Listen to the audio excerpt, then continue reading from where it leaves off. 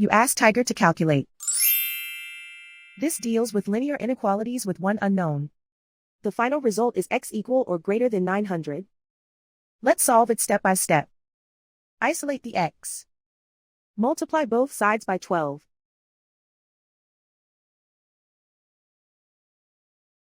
Group like terms.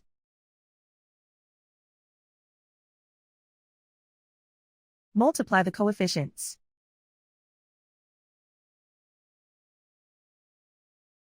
Simplify the fraction.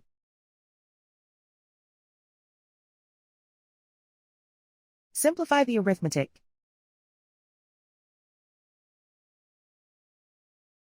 Plot the solution on a coordinate grid. And so the final result is x equal or greater than 900.